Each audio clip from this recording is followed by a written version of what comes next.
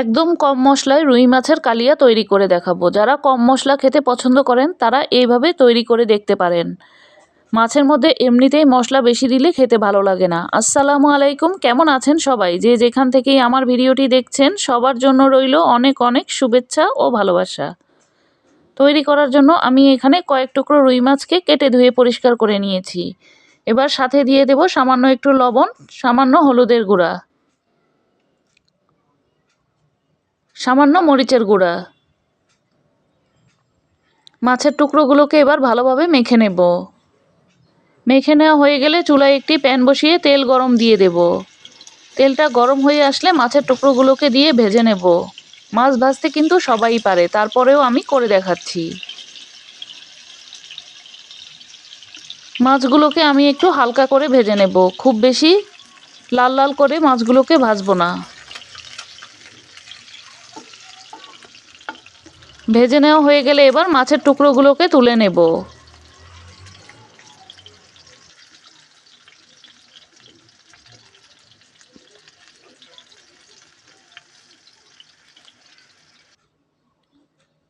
মাছ ভেজে রাখা একই তেলের মধ্যে আমি দিয়ে দেব 2 মুঠ পেঁয়াজ কুচি।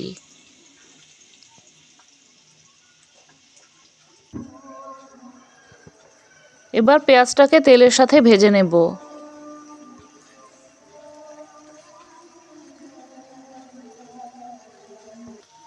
সাথে দিয়ে দেব স্বাদ মতো লবণ।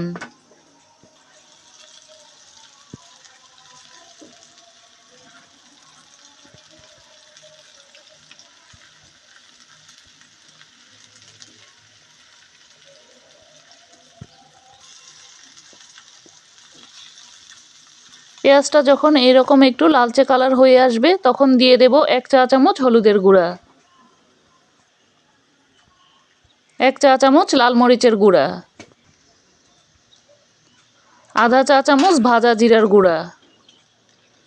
মশলাটাকে কষানোর জন্য দিয়ে দেব সামান্য একটু পানি। এখন মশলাটাকে ভালোভাবে কষিয়ে নেব। এখানে আর কোনো মশলা দিব না। মাঝারি সাইজের 2টি টমেটোকে আমি ব্লেন্ডারে পেস্ট করে নিয়েছিলাম। বাটিটা ধুয়ে সামান্য একটু পানি দিয়ে দেব। এখন টমেটোর পেস্টটাকে মশলার সাথে ভালোভাবে কষিয়ে নেব।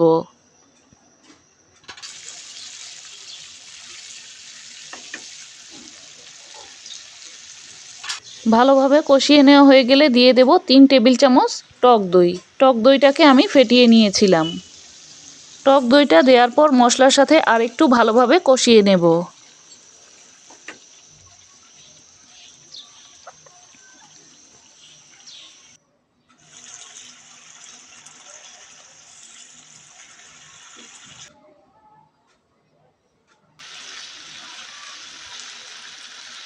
মশলা কষানোর পর মশলার গা থেকে এইরকম তেলটা ছেড়ে আসবে। এখন ভেজে রাখা মাছের টুকরোগুলোকে দিয়ে দেব। সাথে দিয়ে দেব 1 কাপ পানি। পানিটা দেওয়ার পর মশলার সাথে নাড়াচাড়া দিয়ে ভালোভাবে মিশিয়ে নেব। মাছগুলোকে মাঝে মাঝে একটু আলতো হাতে নাড়াচাড়া করে দেব।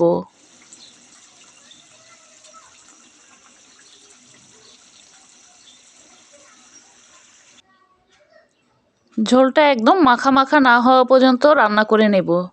ঝোলটা কিন্তু এখন অনেকটাই শুকিয়ে গেছে। আমি চুলাটাকে বন্ধ করে দিয়েছি। রুই মাছের কালিয়াটা পরিবেশনের জন্য তৈরি।